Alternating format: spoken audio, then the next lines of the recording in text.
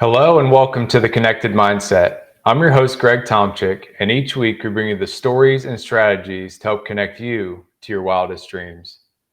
Today's episode is presented by Valor Cybersecurity. Are you concerned about what a cyber attack could do to your business or your brand? For a limited time, Valor Cybersecurity is offering a free assessment to help you address just that.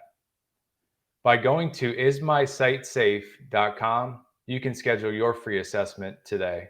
That's ismysitesafe.com. I'm extremely excited about today's guest. Adam Kasix is a transformation expert that's going to help us all connect to the mindsets that we can use to continue to transform and live a more authentic life on the path forward. So without further ado, let's dive in.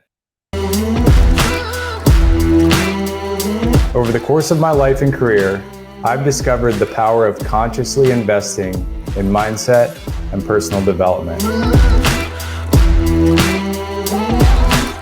It has been a true game changer for me in my personal and professional life, and I'm extremely excited that you decided to join us today to take one step forward in your own life.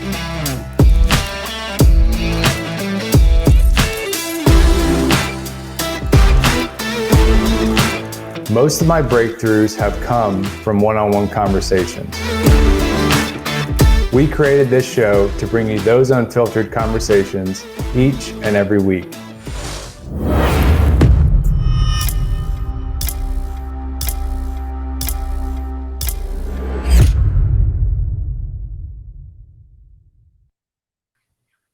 Adam, welcome to the show, brother. How we doing? So clean, man. I am doing phenomenal, Greg. How are you? Doing wonderful. Pleasure to have you on. Looking forward to diving in here. A lot of stuff to unpack, a lot of stuff to dive into. We had some conversations leading up to this, really related on a lot of different levels, but looking forward to, diving into some of those commonalities, some of the differences. Those are the things that really bring us together at the end of the day. One of the things I want to start us off with is this battle I think we're all going through, between the wolf and the warrior, fear versus faith. We all kind of go through these ups and downs and get pulled different directions. Just want to kind of talk through, some of the opportunities, some of the experiences you've had, between those two kind of figures in our own lives and kind of how they, made a mark on you. Awesome. I'm ready to go. Excellent. Yeah, so let's talk a little bit about, your faith journey has been one, that's kind of, went through bobs and weaves. I think we've all kind of been there, and, we all kind of went through, like we talked about before the show, we're all recovering from, something. How has fear kind of showed up in your life, and how has faith helped you kind of push that fear, aside, as you've been able to persevere and, become the Adam you are today? The way that I've been affected by fear caught me off guard.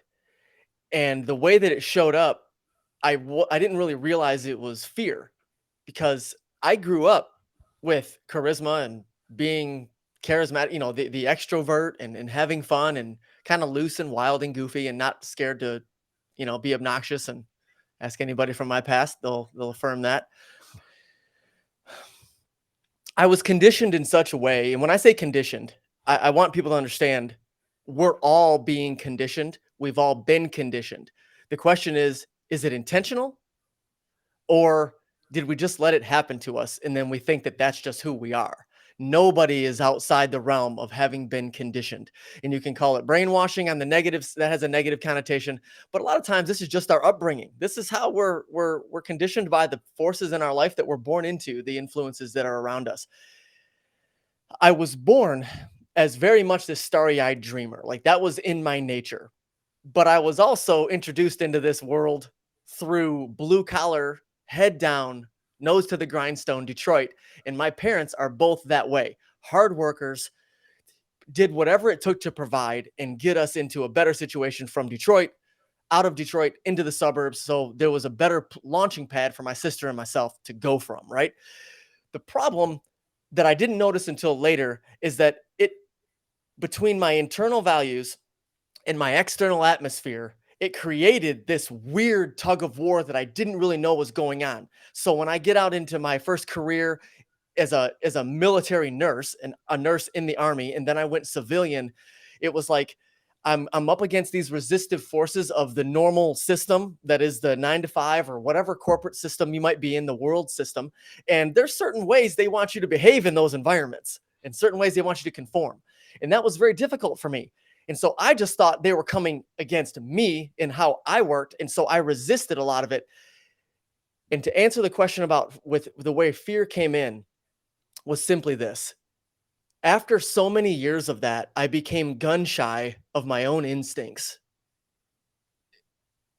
It created a tremendous bottleneck in the expression of who I was. And that's why I've built my brand around the uniqueness of, sometimes an overplayed word today, but authenticity, the uniqueness of who we are in our soul when we're living unencumbered. And a lot of people these days are saying like in our flow, right? And that took a long, long time. And even as a person of faith, I struggled with that for 10 to 15 years after starting to walk my own personal faith with God. And so coming to that realization is literally the impetus behind the foundation of revolutionary freedom. And once I realized that was the case, I started realizing, okay, these people aren't against me. This is a different model, whatever they're doing over there. And I really just don't belong in it. And for me, that was particularly the 9 to 5 regular job world, or having an authority over me where I wasn't the one with the autonomy making the decisions as a leader. But I also wasn't ready. And that's another topic I'm sure we'll get into. Heck yeah. No, I think, one of those commonalities, revolutionary freedom, I think that's letting those things, play out, that your subconscious and, your identity is telling you that you need to let loose in order to kind of get it out. I think that's where a lot of the world's depression comes from. We're just pushing all that down. And, obviously it comes back and hits us even harder. But, those identities that we want to see ourselves fulfill are not shown in our outside environment. So it's that tug of war you're talking about, where it's, your outside world's telling you to do one thing, but your inside world saying, that's not what I want to do. And they're constantly fighting each other. So it's how do we get out of that constant fight? And most of the time I see people around me, it's hard to win that fight without, some type of guiding light or guiding framework, to be able to make those type of decisions. So I think that's key for the audience. Definitely key for me. But I think it all comes back to that identity word that, you used it. How important has identity been to you, as you went from military to trauma nurse? And we're going to dive into the Grant Cardone story here shortly, because I think that's pretty cool to dive into. Did I tell you about that? How do you know about that? It was in your email signature. Oh, it's in the signature as a bullet. Yeah. Okay. I mean, you name drop when you can, right? Yeah. Without being too tacky. Yeah, definitely. No, I love it. But let's talk a little bit about identity, because I think, your identity is transformed, and it's that transformational freedom that, you're now helping people adopt through your 7 pillars, and we'll, dive into those pillars. But, how important has recognizing your identity and then kind of consciously evolving that identity been for you? Life and death. Mm-hmm. Sometimes I'm a hyperbolizer by nature. I like to add flavor to my stories. You can ask my wife. She'll correct the details in front of friends, but I like to add a little extra color.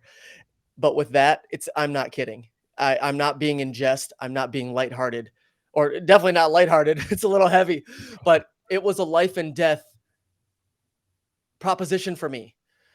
And there was a transformation, but the truth is what I really did was get back to who I was supposed to be. My intended design, as I like to think about it, the reason that I was created. And it's like the world, just in general, good people around us with good intentions or bad people with bad, it doesn't matter. It all mixes into the world to naturally try to beat that out of us. We've all heard that, when we're 6 years old, we're all artists and astronauts and professional athletes. But by the time we're 13, we're usually so scared we won't even talk to a girl at school for the boys in the room. It's like I had to get back to where I was because I started trying to be conformed and kind of like beat or shaped into this thing that the world wanted me to be. And that's what I mean. At first, I responded toxically because I fought back against the people in front of me, the managers, the supervisors in the army. And that caused a lot of heartache. Things that I hopefully can help people avoid today with some of this message, right? Like that's the idea. But in order to get there, the very first step that we have to do is understand why we perceive things the way we do. Why is our worldview the way it is? Why, when we see a headline, do we have the visceral response that we have in and of ourselves? We all have one, and there's shades on a spectrum. So why does that happen? That's the stuff that we're made of. There's something inside that bothers us. There's something inside that we're passionate for. And most of the time that doesn't come out in our everyday life because we got to keep the books at work. We got to make sales calls. We got to do whatever we're doing. But to understand why we do that, and then I help people with their awareness around that topic to begin understanding this conditioning, because we have to find out the root of the issue before we can bring on a positive solution or a direction to go. Yeah, I like to say it's kind of the reactive care. It's the sick care. You know, you commonly hear that in the healthcare space. I have a lot of friends in the healthcare space, and you know, it's that proactive ability to address it before it happens, Yep. and pick up where other people left off, as opposed to making the same mistakes. I think it's like putting your hand on the stove. Until you get that burn, it's Yeah. hard to experience it. But I think that color that you bring to the conversation helps people feel that the deep heartedness, as opposed to it just being very surface level, where it's like you need to do these 10 things to live your best life. Yeah. So like really communicating those experiences through that color that you have the unique ability to bring to the conversation helps people feel it. And I think we have to feel things before we can take action on it, just by the way of our nature for Yeah. most of us. Yeah. We're built as emotional beings. Mhm. Yeah, yeah. But going back to it, it gets depressed because, as kids, we're feeling everything. And then 13, people are like, you need to come to school, you need to sit down, you need to raise your hand to ask for help. And it's kind of like it becomes so structured. How do we, and I think a lot of people struggle with that in their 20s, in their 30s, maybe in their 40s, and then it just becomes the norm. Yep. So like, how do you get people out of that rut? What have you found that works to just, shock people through the rut? That they build, that it's a muscle, right? It's a muscle we're building in our brains and our souls at the end of the day. So so we're clear. What the rut that they're in is what again? Just real simply for me. Yeah, the rut of just being Getting conforming. shaped Yeah, by exactly. Yeah, the conforming yeah, process. yeah, yeah, yeah. I think it's really important. And when I say I think, sometimes I'll speak in absolutes because I know a principle is true. Treat people around you well. That's a good idea. And I'll give it as a directive. When I say I think, I really am leaning on the idea that for most of us, this is something that we need to consider. And that is, what are we trying to do with our life?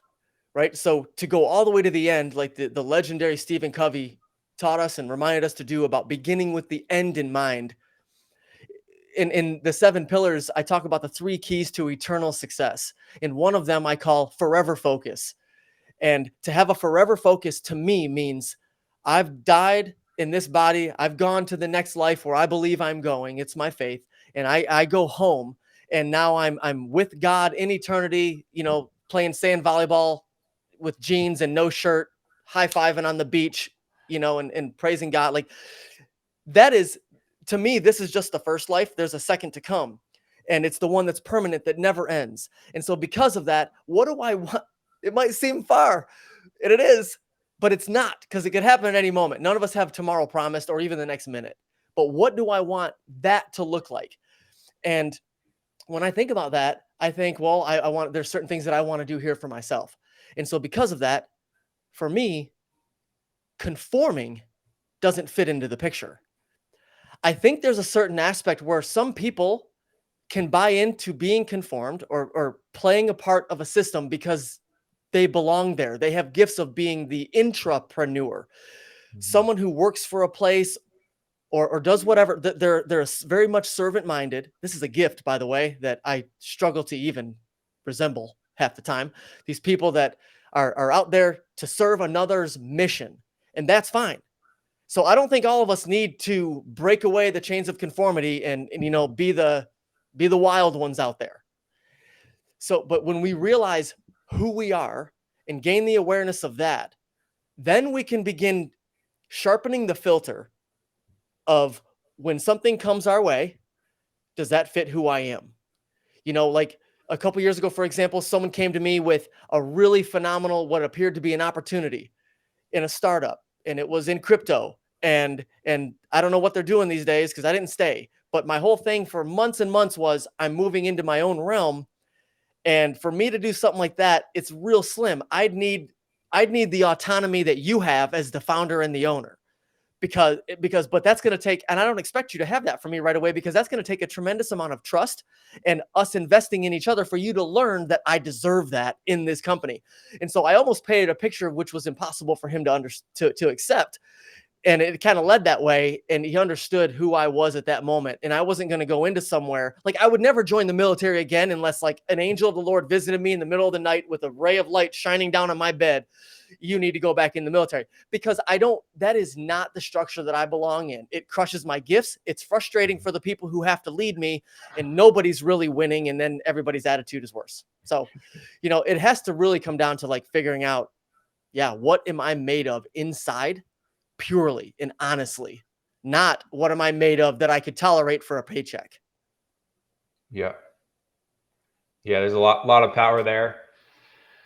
How do you think people balance? And I think we've all kind of been through this, whether we recognize it or not, between serving others and doing that internal self-discovery. I know it's a balance, and I'm a big believer that when you serve others, most of the time you get that fulfillment. And I think Zig Ziglar said it, where it's like, he was always trying to do everything for himself, and he didn't get what he wanted until he was helping others get what they want.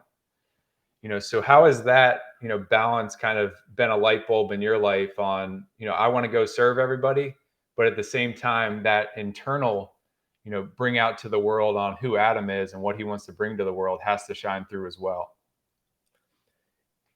You ever been to a restaurant and the server said the right words and they smiled the right smile about my pleasure to serve you, but you could feel the energy was not congruent with their words?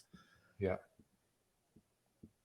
You can't serve someone well as designed as you should be, especially from your gifts, unless you already are clear on who you are, because otherwise you're serving them through a facade. To me, it's as simple as that. Now, does that mean that I can't do a job as a server for a little while to provide for my family?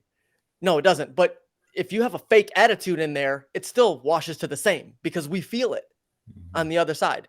And that was a simple and clear example, but just to say, on a daily basis in work, my son has a successful lawn care business. He's had it for, I think he's going on 6 years, and he's 20, and he's got close to 100 clients. And a lot of these things that I've shown him about authenticity in your energy with your clients, to let them feel you. And it's your responsibility to maintain that good attitude. And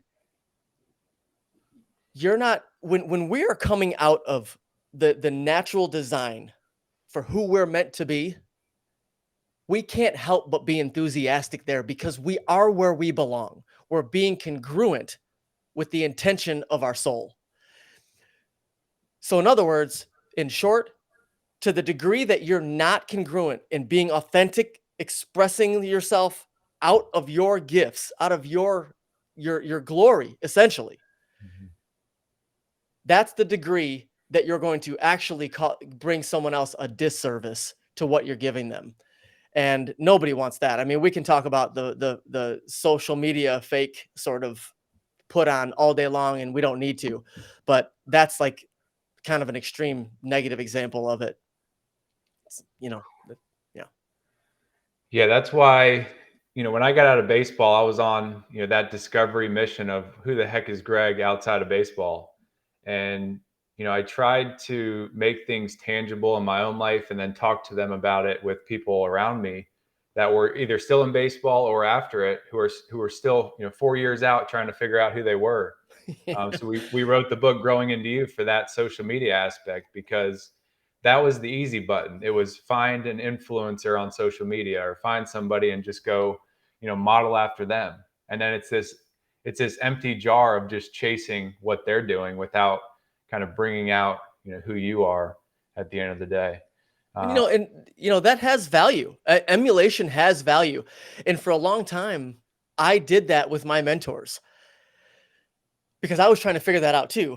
I was raised, and then my work environment furthered the conditioning for me to be an employee. Straight up. Nothing inside my soul was created to be that way. And that caused a lot of friction. But with that being said, oh my gosh, I totally lost my train of thought. The mentors and emulation. Yep. So they were like the transition point for me to learn, okay, this is the template. You don't need to exactly behave the way that person's doing or that marketer's doing if you're a marketer, because it might not be your style. And there's a handful of people that I don't follow anymore, even though I appreciate their content and I'll use it for me, but it's not me. And like, for example, being aggressive, really aggressive in marketing, and I'm going to drive a line right through the center, and I want to create all this polarization. I want you to hate me or I want you to love me. I'm not really interested in that. But I've been also mentored by people that are like that. So when you find what fits for you, it's good to emulate the template. Okay, here's the template. This person, they're kind to people. Well, I don't need to smile and shake their hand and hug and kiss the baby like he does. I'm going to be kind to them in my own way. I'm going to be gentle. It's that sort of way. And then after a while, for those of us who were conditioned on that very much conforming style, over time, practicing that, you find out who you are, what fits for you, what feels good, what's natural, and that you don't have to force. And that's a huge part of my coaching and my speaking is just the fact that I help people raise their awareness to themselves, because I think most of us lack it in a natural state. Yeah, we're numbing the feeling because that's what feels right, because it's a messy journey to let those feelings come through, as we all know. Well, right now, here's an example, and everybody's in their own computer or their own devices. Anybody watching or anybody will catch this later. Right now, I'm going to look at that person in their eyes. Who are you? What do you want most out of life? What do you want said when you're all done? Like, you could say legacy. We don't need to go that big. We don't need, some people think legacy like Rockefeller or McDonald's, Walmart. Like, it doesn't need to be like that. It's what do you want to leave behind? And if we're muddy on those answers, we just have some work to do. And that's also a hint, an inclination toward exactly why we're dealing with frustration, discontentment, and being incongruent with the life we're actually supposed to be living that would bring us all the fulfillment and peace we could ever imagine. Doesn't mean all the worries are gone and all the things are done, but man, you get strong, you get resilient. We can handle this. Okay. And that's the beginning of that path. Man, that's powerful, Adam. I love it. Let's talk a little bit about the 7 pillars. Let's do it. Give everybody tuning in just like a little bit of that journey that you take people on, and give them a taste of the power there, of that transformational process that you've built out. This came out of a long, long journey. Once upon a time, in all realness, the journey began with a spark when I was 14 years old, witnessing my mom coming home from a job that she might not have hated the job, but I can assure you it wasn't necessarily where she belonged, and it was heavy on her. And we had a short conversation of Mom, if this sucks, if this is so bad, if you're unhappy, why don't you change it? I'm 14.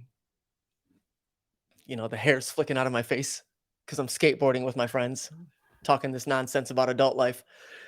And she looks at me, and I just remember, man, one day you'll grow up, you'll see. And that was pretty much the answer. My mom and dad are pretty hardcore, raised on the streets of Detroit, man. Like they're scrappy. And she let me know that this is kind of the way it is. And I said, I'll never do something in my life that I hate or makes me unhappy. And it was like a voodoo curse, right? Because for the next 15, 20 years, that's all I did. And I laugh only because I was able to come out of it, was able to figure some things out. And in that again, some of the things about I fell into IV drug abuse as a nurse, abusing pills, and that led into shooting up. And we're talking the morphines and all the things, and that led to divorce and the destruction of my family. My wife and I were married when we were 22 and 20.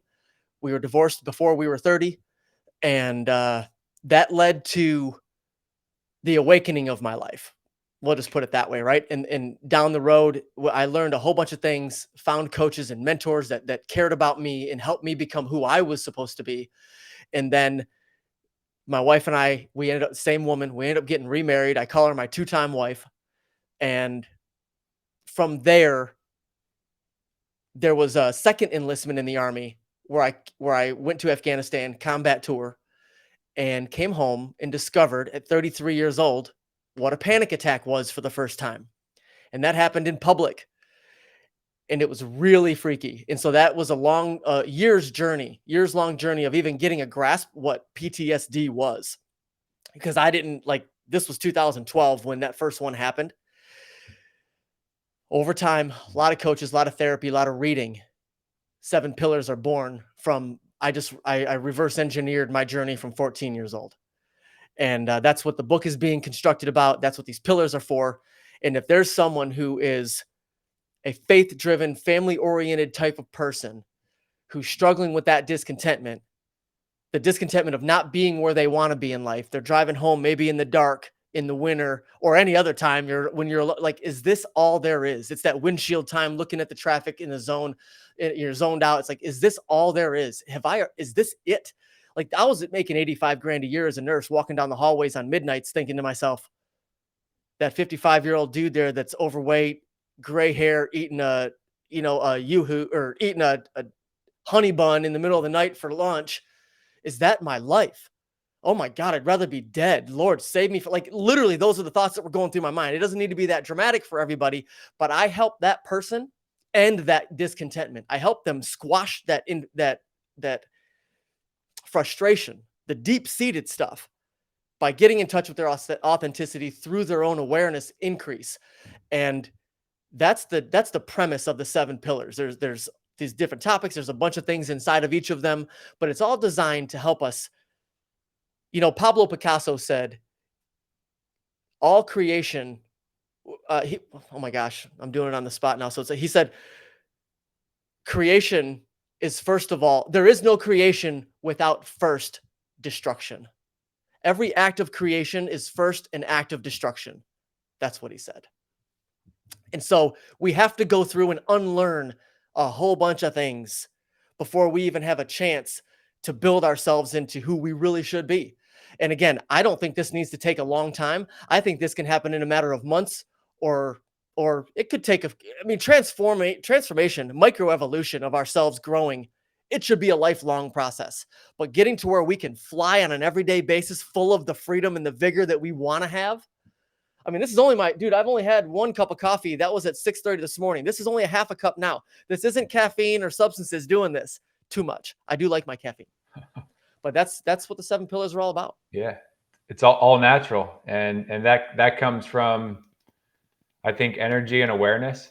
But the question I continue to ask myself, and I have conversations around this all the time, is, do we need the disruption to realize the possibility? I'll tell you, man, people like me do. I wish it wasn't the case. it'd be beautiful if we didn't need our life rocked in a negative or detrimental way. But there's about half the population out there, if we're looking at personality temperaments. I've coached professionally on this, made a handful of money teaching temperament and how we're built as personality types. And this isn't to categorize someone as this or that. We have certain traits that we all have, that many of us share. There's all these different models of personality temperaments and Enneagram models and all these things, right? I taught Robert Rome's DISC system, and I forgot the full blown name of it, but there's a handful of these systems. And when we understand how we're built, how we're naturally wired, and then we can begin working with that, it makes a tremendous difference. It makes it a lot easier.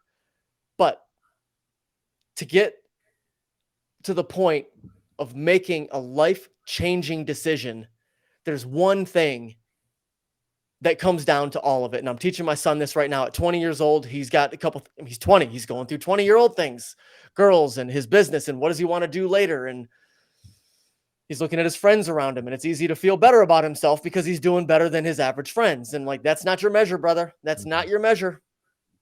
So that one thing is this: whether or not you can make a decision because it's a bright new day and you're just going to go out and do it, or you need a wake-up call, and heaven forbid, a lot of people, I have a friend who's 65 years old who's doing things radically different since June 13th, I believe it was, when he had a heart attack that should have killed him, the doctors told him. And he's doing things radically different. Hopefully cancer, heart attacks, rock bottom drugs, losing your household and your divorce of losing your family. Hopefully that's not needed. But one thing, no matter who you are, is this: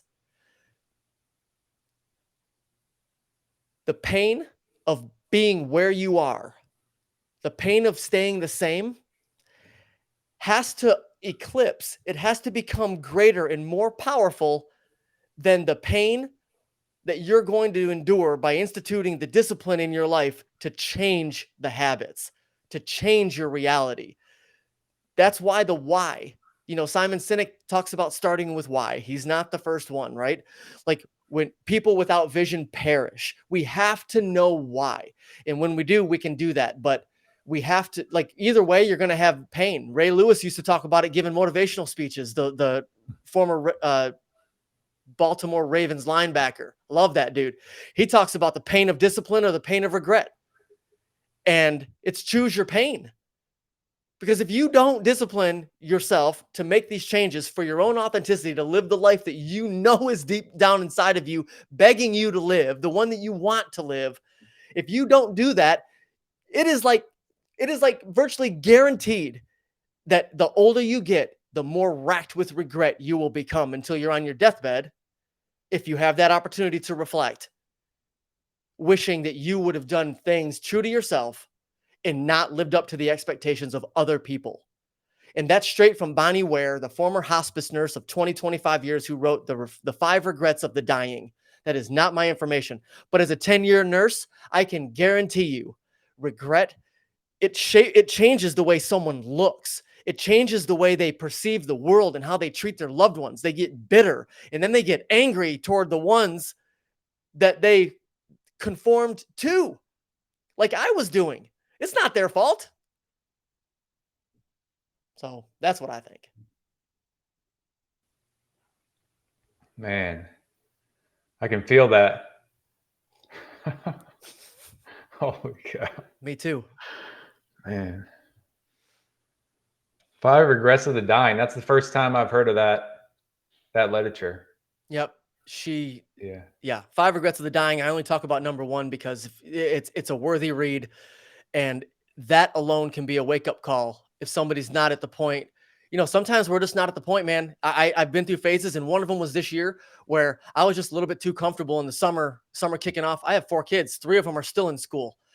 And when it's summertime, it's easy to hang out with them and watch movies at night, especially when you're an entrepreneur and you can call your shots a little bit and you can control your schedule, because the consequences are only on me. And I mean, well, unless I make promises to other people, but outside of that, getting up in the morning, that's on me. So let's stay up and watch Marvel. Let's watch all Avengers tonight. Let's watch Loki and what he's going to do to the universe, and whatever Thanos is doing, and have an extra ice cream. And then I start feeling bad emotionally because ice cream at night and sugar dumping into an emotionally upset system where PTSD is still a reality in my life. That's not good, dude. Like weeks of that, and I'll fall into feeling low energy. Depression will start sneaking back in, and I'm not running. I'm not working out in the garage, like doing my thing. And that happens. And it's like, okay, well, how long am I? And I tell my kids, I'm very aware of this. How long am I going to deal with this pain of not having the energy during the day? And I ended that, maybe a month or so ago, well before summer ended, because I'm like, if I go to the end of summer with you guys, I don't want to be too dramatic here, but I might be hanging from a noose in my closet by September. Like, I got to get out of here, man. I got to go get back to work and sweat and stop eating this crap. So no, that's real. I think there's a key point there, which is one of the things that I battle with, my business and my personal life, is how do we balance that vision of looking forward and living in the future and really embracing and enjoying and being extremely present. And I think you hit on that. It's you can spend the whole summer with your kids and be extremely present and be just 100% there. But you have to find that balance between what you want to, build in your business, build in your personal life, help your son look forward to that, the future him, so that he has that measuring stick, as opposed to just looking to, his friends or the people around him as, I want to be like that. Greg, last night I said to Gavin, he's my oldest. I said to him, he's in the kitchen, 10 o'clock at night. I'm getting ready to head upstairs, and he's meal prepping, eating protein pancakes. He's doing this because he's building his body up. He's bigger than me. He's not taller, but he's thick. He's looking pretty good. And I said to him, he's expressing this or expressing that. And I'm like, look, this comes down to, you're going to be 44 before you know it. Yeah, you got a lot of time. It's true. But when you get there, and sooner, it feels like, oh my gosh, where did 20 go? You're going to look at yourself this day, right now, you and me talking, 10:02 p.m. You will remember him. He won't exist anymore. It's not you today, just older. You're going to be a different person. And you're either going to look back at this kid and be proud of the moves that he made, knowing as little as he did, which you'll realize then, or you're going to look at him and shake your head and then have to do the work to recover that loss. And you can't, because life compounds. You can do certain things, but that's what you're going to do. And I can tell you, when I was 27 and a half, when my awakening occurred, in a period of 4 months, I got divorced on Valentine's Day. 3 weeks later, I quit the narcotic abuse, the substance abuse completely, cold turkey. I wasn't a drinker, so I didn't deal with alcohol, but I dropped it cold turkey. I left a woman that I was living with for a year, that I was talking about getting married. And then I went and talked to my wife and the ex-wife at the time. And that story's coming out later. I can't give all those spoilers, but it's pretty powerful what happened. And it was an encounter with somebody almost like Chris Gardner with Will Smith in the movie Pursuit of Happiness on the street. It was almost like the dude with the Ferrari. What do you do and how do I do it? It was kind of like that. And the dude gave me a challenge. And so that dude went stock market and I went personal life. And so I told Gavin, I look back at the 27-and-a-half-year-old that I did then, that I was when I made those decisions. And I'm like, man, I am so proud of that dude, because he did not have the skills or wherewithal or even the support around him to make the decisions that I was making, or that I made back then. And I don't recommend everybody go straight up cold turkey. Everybody's got, right? I want to say that little disclaimer. I did that. It worked for me. I don't want to say talk to your doctor, because I think for the most part, I don't want to even get into that. Be careful. This is my path. Again, it's a template, right? There's certain things that were done, but that's what I told Gavin. It's like the balance, to answer the question finally, the balance of figuring out where we want to go and then living in these moments has to do with, we take the calling. That's the calling of our life is the future. It's the vision. Okay. Well, we know what we can do today that serves us or gets us closer to that, or what takes us farther away. I don't believe there's virtually nothing that is just neutral, that doesn't do one or the other. We can't maintain in life. There's no such thing. There's a going forward, or there's a regression. I do not believe in maintenance. I barely believe in balance. I know the context of what you're asking. So with that, what I teach him is, dude, have the vision, have the calling. Awesome. But if you live out there, you're going to miss today because you're going to be so focused on the hustle and the grind and the 2, 4, 7, 3, 6, 5 t-shirts that you're going to miss the point, because that knuckle dragging mentality, God bless you if you got it. I had it for a minute until I learned better awareness for myself. That's foolish. I'll sleep when I'm dead. That's stupid. That doesn't work. Sleep is a tool. Ask a professional athlete like Greg. He'll tell you what sleep matters, right? Like it's incredibly important. So what you do is you do the best with what you have, with what's in front of you in your hands right now. In my faith, we consider it as a Christian to be a good steward of what you have in front of you. If I had been a good steward of my nursing career, it would have been different. If I would have been a good steward of my second enlistment in the Army, my attitude would have been better. And who knows what would have been, I wasn't looking for a career there, but who knows what opportunities and connections could have arose for post-military life. But people didn't offer those connections or those relationships because I was kind of just an idiot about my attitude. I was a pouty little kid at 30 something years old in the Army at that point.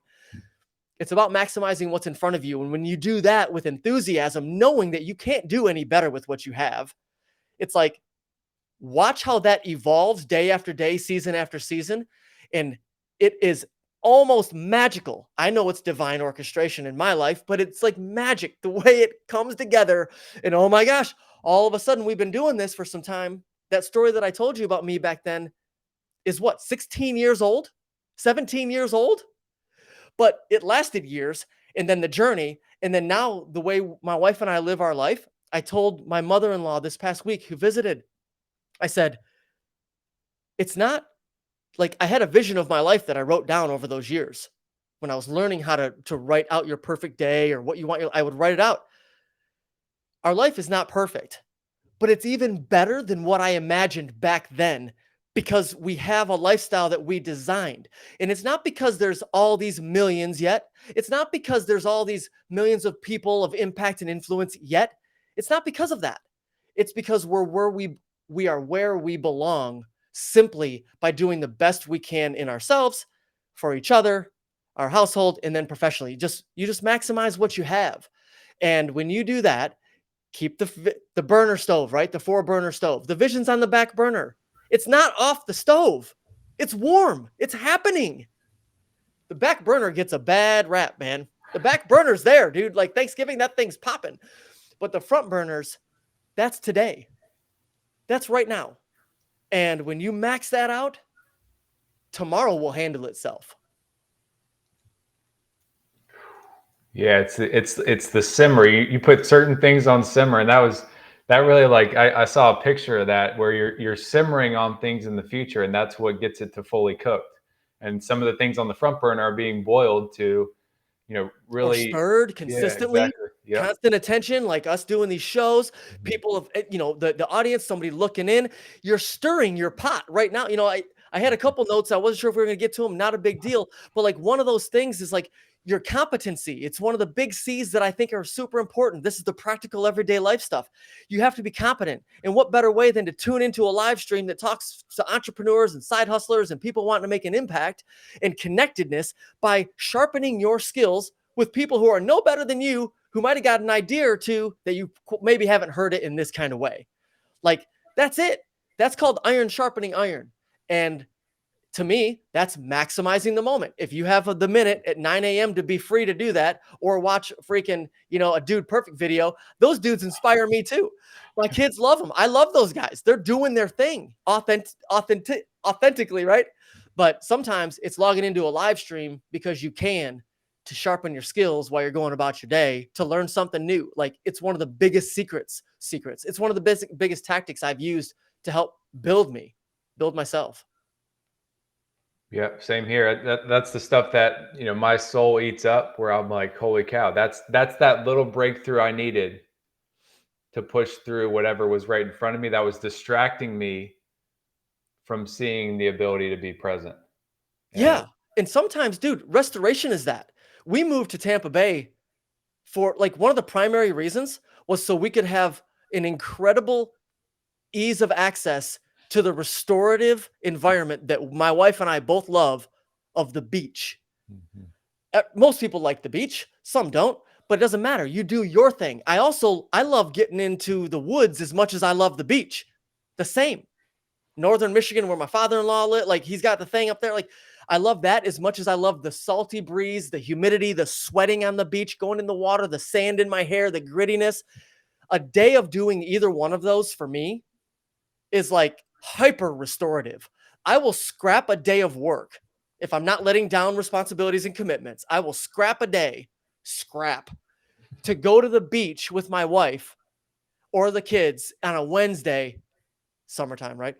And think of nothing.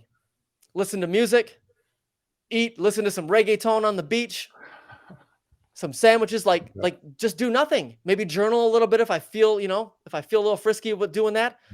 Let it go. I'm exhausted that night when we get home. You turn the air conditioning down, you get in pajamas. Maybe you watch a movie. Maybe you just go to bed. And then you wake up the next day and you're like, yeah, that was what I needed. And now you're not falling anymore into the law of diminishing returns. I'm just going to work harder. Okay, how's that been going? Like, dude, sometimes take 4 hours and freaking go to Sky Zone and jump on the trampoline with your kid. Just go do it. Or work out for the day. Walk around your neighborhood for 3 hours listening to an audiobook or music. Like, we underestimate the power of rest and the things that fill up the soul. It's about what works for you.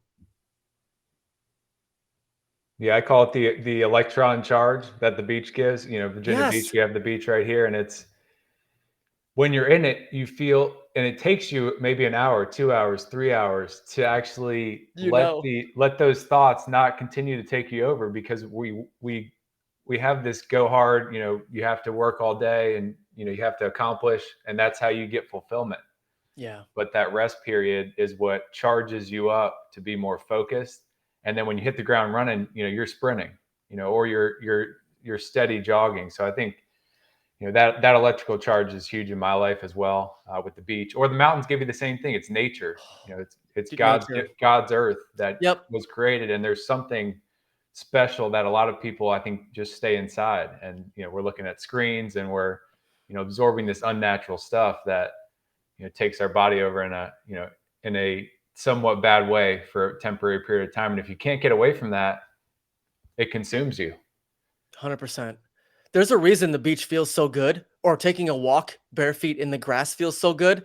And it's because your skin is in contact with the earth, and the earth has a frequency to it, which is very healing. I don't know what it is at the moment. What is it? 444 megahertz or something like that. The earth has a healing frequency. There's a reason that radiation blasts cancer apart. It's a frequency. I get a little passionate about this topic because my whole life I was kind of told by other people that the idea you look at energy, or the idea that stones carry frequency that can heal you, like, or tree hugging, like these things are nonsense and it's foo-foo. And okay, maybe so, but there's a reason people started hugging trees, and it was because they were putting their skin in contact with the direct root system into the ground that has a frequency that's very calming, that's very healing. And that's all very real. And without getting, that's another whole, like, I teach that kind of stuff too. But grounding, the feet in the sand, the feet in the bare grass, like we're 10 years old again, playing on a slip and slide in the summer. Dude, it is so important. It's every bit as important when people talk about ice baths and sauna and freaking whatever else. So. Yeah, it's cellular, and I suggest don't numb it. I've numbed it, through a baseball career, because they said that's not what you should do. Or an athlete said, oh, you just play, and then you can go out at night and drink all night, and then you wake up in the morning and do it. And that's a false thing to look up to.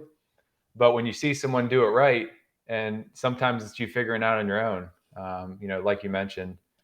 I want to take a few minutes and speak directly to the audience on, Adam wants to convey this message to the world. It's kind of that question of, you can only leave so many things behind. What are those few lessons that you would depart on the audience to say, this is what Adam's learned up to this point, that, you want to kind of depart on, everybody tuning in. to give them that clearer, more aware path forward? I'm not a preacher, but I can preach. One thing that I think is critically important, and I'd be remiss if I didn't say it, and people got to figure this out for themselves. I do not tell people what to believe. I will admit what I believe is the truth, or I'll say that in a private conversation if people want to know. But I was hurt a handful of times in succession over a period of 15 years, and watching other people get hurt and damaged by the religious environment. I'm just going to leave it right there. That aside, one of the things of my life that I believe causes people more heartache than they understand is that when we have those experiences, the majority, from my experience of witnessing these things, the majority will experience some negative behavior from somebody in authoritative position related to religion or faith, church, and they will turn their back and almost shake their fist at God or the faith itself. And I would encourage someone that is a severe mistake to consider the severe error in basing your spirituality or your faith choices around something that people have done. Because remember, people go to the bathroom every day and everybody's got a dirty butt at some point during the day or two. Like, it's just people. We're gross. We're ugly. We got all sorts of stuff. We have inadequacies no matter how awesome we become. And we're just not the model. So number one, I would encourage people to see where they stand spiritually. Dig in. Me personally, I say consider what Jesus said when he said, if you seek, you will find. If you knock, the door will be answered. How long? I don't know. How long's worth it to you to figure out who you are and where you came from? How long is it to get that level of confidence to where you think about the death of your body and it shakes you none? You actually welcome it because of where your faith goes. That depends on how much that is. So that big part, mind, body, spirit is like foundational in any of my talks, in my coaching. I don't go always into faith things and here or there, but mind, body, spirit really matters. So that being said, I think it comes down to figuring out who you are. And I tell my kids, one of the biggest lessons that I parrot to them, I message to them all the time, is it's weakness to react. Reacting is weak. Now, if you're a boxer, it could be savvy, right? Counterpunching. But that's not what I mean. My son, my youngest, reacts to his older brother who's a year older all the time. And I always tell him, how long are you going to keep letting him have your power? How long are you going to keep giving him your power because he looks at you and says something quietly because he knows how to not get caught? He inflames you, you scream, and you get in trouble. Or you get the one that gets in here about your emotional control. Who are you? Your power comes from your authenticity. And you're not going to truly know your authenticity until you get in touch with the reason for your birth. So when we start handling these huge things, I know these are huge ethereal things. I appreciate it. But if you got frustration or some discontentment inside, maybe it's something worth considering. Maybe it's something worth getting into and figuring out. These are big questions. To me, everything starts right there. I mean, we can get into more practical things. I don't know how much time we have, But No, this is... I know I go heavy. It's kind of a feature. I think it's how I counterbalance it with the personality that I normally am, and pretty wild. And like I told you, I have irreverent humor. For the most part, I don't, you're not going to see me on Sunday morning giving a sermon because I'm probably going to offend half the people just because I'm saying something they think is sacrilegious, or, anyway. No, I love the layers. This is the stuff that, I strive for, is surrounding myself with people that get to those layers, because that's where the hard work happens. And you just hit the nail on the head. It's not easy to just say, who am I? And then it comes to you. There's it's grinding to find it and trying different things. And yes, yeah. there was a model that I found early in my days of getting myself back together, trying to get my life right. And this was coming out of the drugs and moving back in, trying to regain my family, which ultimately worked. And then we had 2 more kids after. But that process of getting myself back together, my mentor gave me this model, and it had to do with 3 areas of helping and this is really noteworthy. There was 3 main areas, and they were character, task, and relationships. So the character is simply who you are. Who are you? What do you stand for? Do you believe in win-win philosophies, or do you believe in get one over philosophies? Like, do you want to walk away from a deal having someone feeling great what they bought from you and you feel good about the sale? Or do you want to make sure you get the most money squeezed, the most juice squeezed out of that lemon, and then let somebody else go away feeling beat up? Like, who are you, right? This is more sales related, and I know that, but it's also business related. So like, who are you? And that's a big deal. And for me, my character wasn't right, obviously, at that time. And then he gave me a systematic way to improve my character through moments of increasing awareness. And that's something I also teach in there. Task. How are you at doing tasks? Are you lazy? Do you get to it? That was a big one for me because, again, I was a little bit more free spirited and I didn't want to just go do the work. Isn't the intention of I'm a good person? Isn't the intention of my heart and my dreams enough for me to sit on the couch, hang out with my kids, and then let the dream manifest into my life? And there's all this impact now. Nope, we got to do some work. And that's really important. And then relationships. And that was for me the biggest area of opportunity to grow back then, which just is a really nice way of saying how bad I sucked at relationships back then. And it started with keeping my word to myself. If I'm going to get up and go to the gym, I got to get up and go to the gym. If I'm going to save money, I got to save money. Then my wife, like, if I got this going on, am I doing am I where I told her I was going to be? Are the emails and the phone numbers she have, are those the only ones that I have? And it got to a point I had to delete secret things, and that notched up my relationship score and my integrity, right, for my character. Those 3 things are a massively effectual place to begin when trying to get to our own authenticity, whether or not we're ethical already or character driven or not. Like, they changed my life. Do you put a scoring system behind it? I know we're all kind of gamified. It has a scoring minds, system. But Yes, yeah, it has a scoring system, yeah, and it's 0 to 10. yeah. And by the way, there's only been 1 10 in the history of the planet, and they nailed him and murdered him on a cross on a wooden tree, right? They murdered him.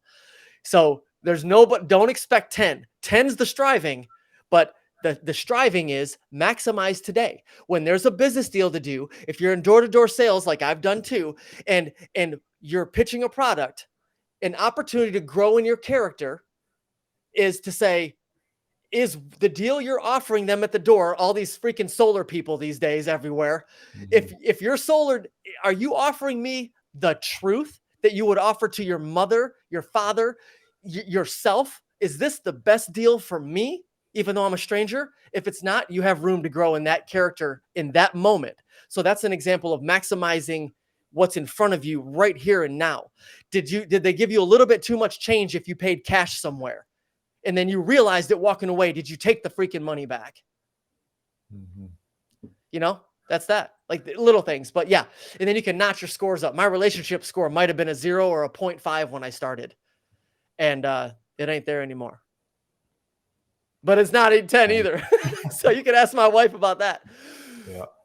Man, I'm extremely glad to know you and to have this interaction. It's extremely impactful for me. I know it's going to be impactful for many others. I have one final question that we'll kind of wrap the show up with, but where can folks find you? Where's the best place to connect with Adam and continue this path, this process, forward, with your platform? So I'm going to give a 2-part answer rather than giving one best location. And that would be, it's a double-sided thing, right? So I want anybody who, I prayed before this and I took some deep breaths and concentrated on my intention that what I brought here would blissfully impact the people that the message would line up for, the timing in their life, if they came on. I'm not a big person of saying if it just helps one person. I'm not a big fan of that phrase because we want to make big impact. If there's only one person or there's 10 or whatever, doesn't matter. But for the people who could get that impact, the timing lines up for them. I want them to go to 7 pillars, the number 7pillars.revolutionaryfreedom.com. I want them to give me their email. I want them to get this 18-page, dozens and dozens of hours, hundreds of dollars invested into this product for them for free, and get the overview of basically this material that we've talked about today. And then they'll be on the list. They don't get marketed hard, a handful of emails a month, and most of it has to do with personal development, worry, family-oriented stuff. They don't have to have families. They can be a single parent. They can be an aunt or uncle who knows kids. If you don't hate people with kids, it's like there's benefit there. So do that. And then the second part would simply be they can go to revolutionaryfreedom.com. And that's the landing page of the website where I talk about the kind of transformation I offer as a coach. They can get the feel, they can get testimonials, they can do all sorts of things. There's leading into the YouTube channel with the content there. And there's the same podcast, Revolutionary Freedom podcast. I know that I gave you a handful of resources. 7pillars.revolutionaryfreedom.com. And then the same main URL if they want to check out the coaching aspect.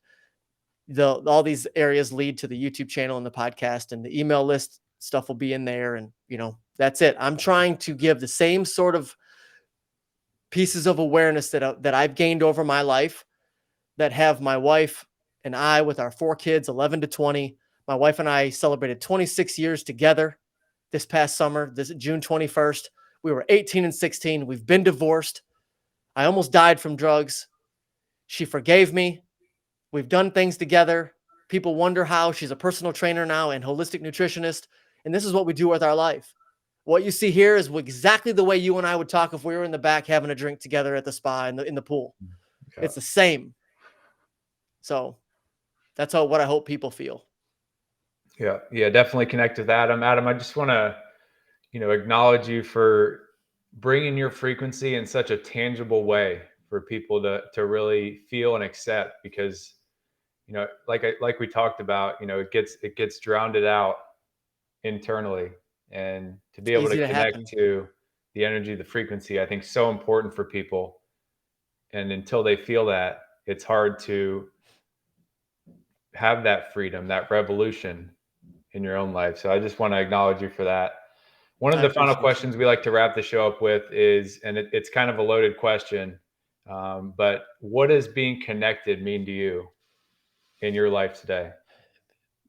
Being connected to me means that first and foremost, we understand 2 things. It's a 2-part thing. We understand. I'm trying to keep this brief for you, brother. The idea that you are enough is incomplete, because I believe we need to understand our own inadequacy without beating ourselves up. This is not an opportunity to make ourselves feel even worse. We're all dealing with insecurities. Yours truly, personally, as well. But when we know that we're inadequate in areas, we start getting a proper view of ourselves, which means we need others to fill in the gaps. If I was adequate in all these ways, I wouldn't need my wife. My Bible says that man was alone and it wasn't good. He needed a helper. Whether you believe that or not is irrelevant. Think about what I'm saying as a practical aspect and the pragmatism that plays in your life. I'm really good at a couple things. Most things I'm inadequate. I need you. Greg, you have a different offering than what I have. And I need you in my network to refer people to that don't quite fit my brand or my flavor. Maybe I'm a little bit too much for them or whatever it is. Maybe they were a baseball player. They're not going to connect to the nurse. That's one part. But the other part is our overwhelming superpowers that we were endowed with supernaturally at our birth. We all have gifts that no one else can replace.